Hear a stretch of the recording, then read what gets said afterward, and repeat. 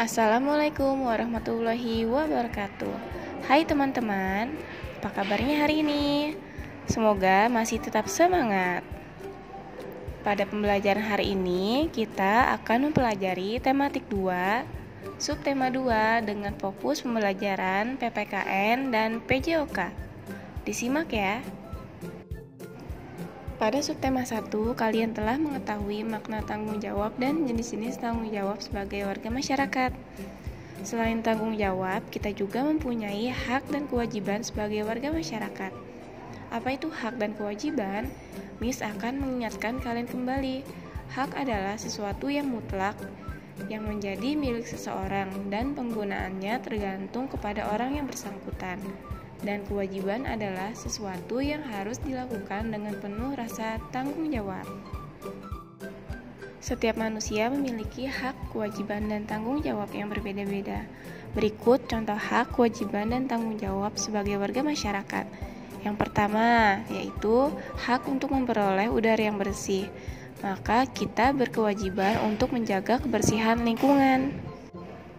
Dan tanggung jawab yang kita harus lakukan yaitu melakukan kerja bakti. Yang kedua yaitu hak mendapatkan nilai yang bagus. Nah, ini biasanya diperuntukkan untuk murid-murid. Serta kewajiban yang harus kalian lakukan yaitu belajar dengan sungguh-sungguh. Dan tanggung jawab yang perlu kalian lakukan adalah melaksanakan piket kelas serta mengerjakan tugas kalian.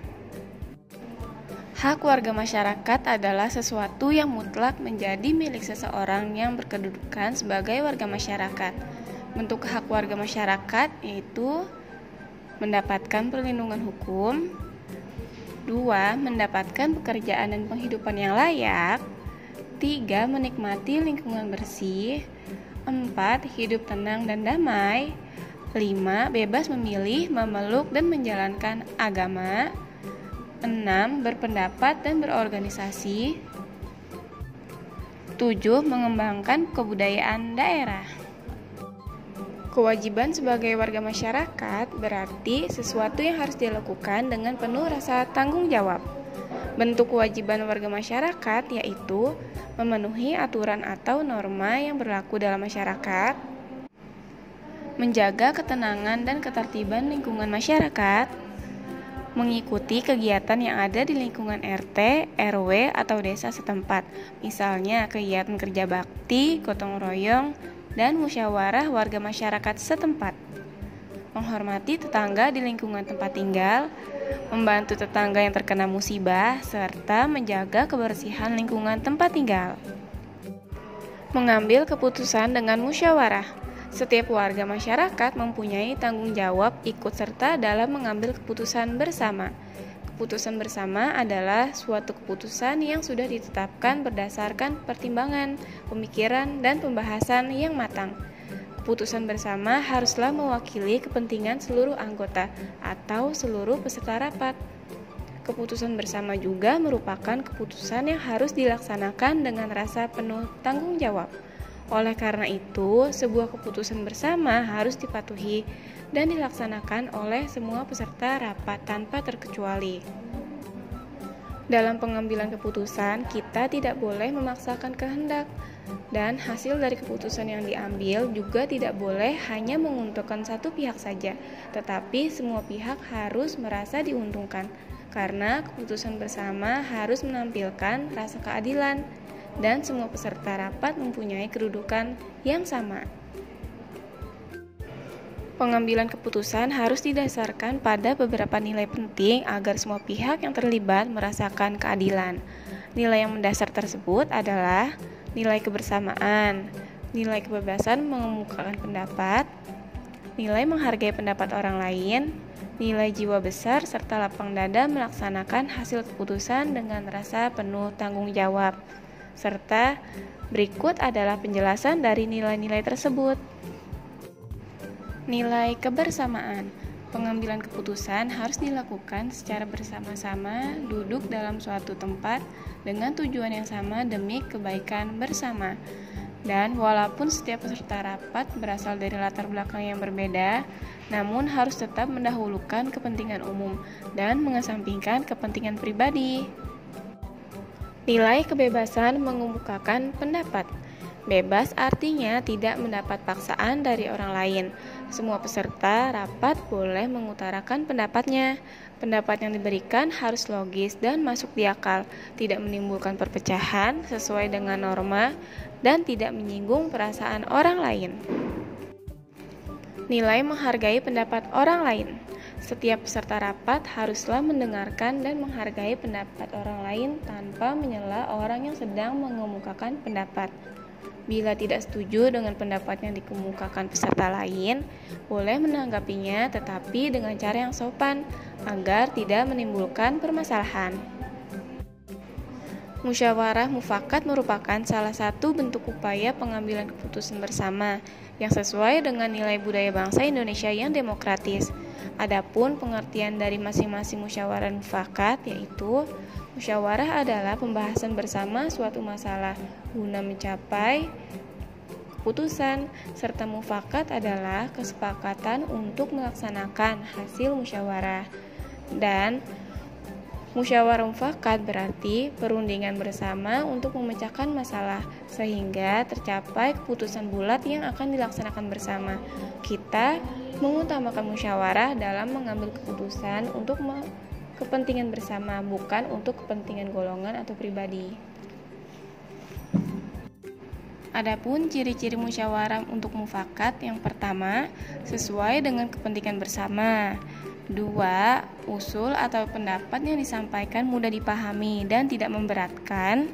3. Dalam musyawarah, pertimbangan moral lebih diutamakan dan bersumber dari hati nurani yang jujur.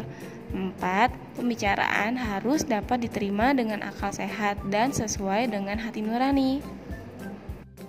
Serta prinsip-prinsip dan aturan dalam bermusyawarah.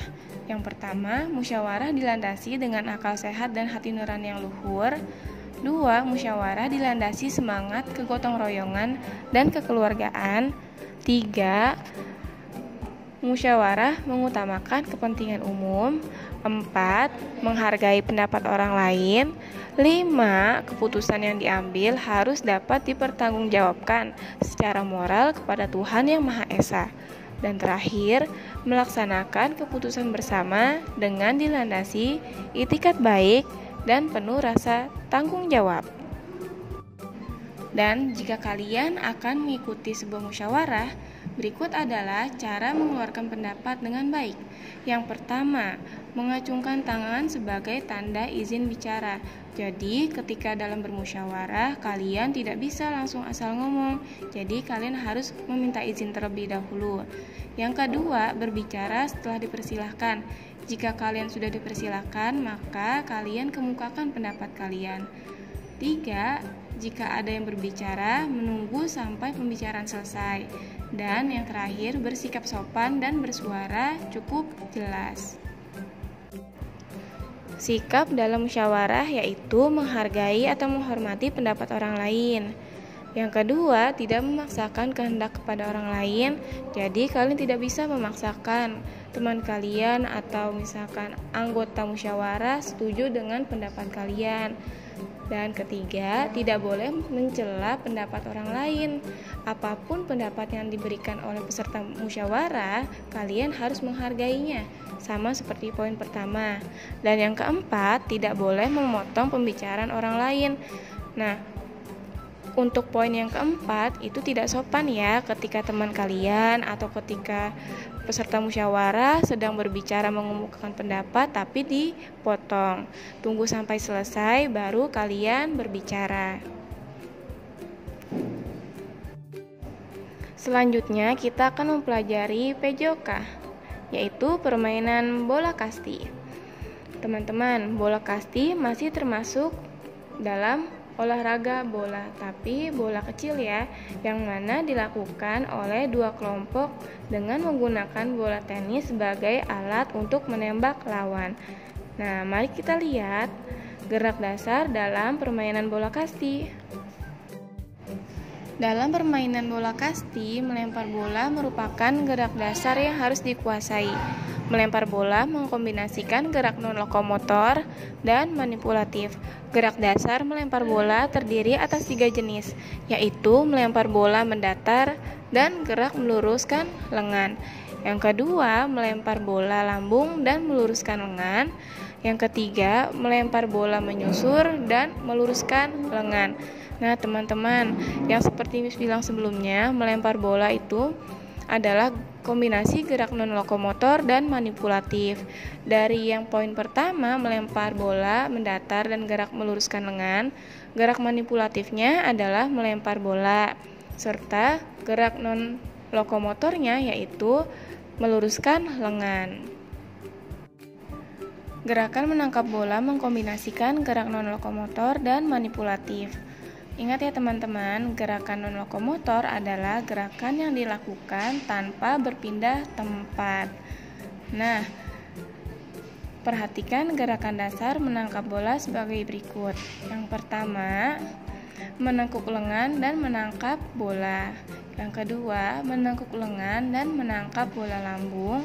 Yang ketiga, berjongkok dan menangkap bola menyusur. Untuk mengetahui pemahaman kalian dalam pembelajaran PKN dan PJOK, maka kerjakan halaman 74 bagian ayo menulis. Menuliskan pengalaman musyawarah kalian di dalam keluarga, serta mempraktekkan melempar bola kasti mendatar. Bolanya kalian bisa menggunakan apa aja ya, tapi bola yang kecil.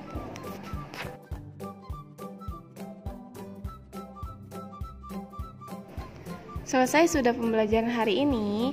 Jangan lupa untuk selalu dibaca agar kalian tidak lupa dengan pembelajaran hari ini, dan semoga pembelajaran hari ini bermanfaat untuk kalian semua. Tetap semangat. Terima kasih. Wassalamualaikum warahmatullahi wabarakatuh.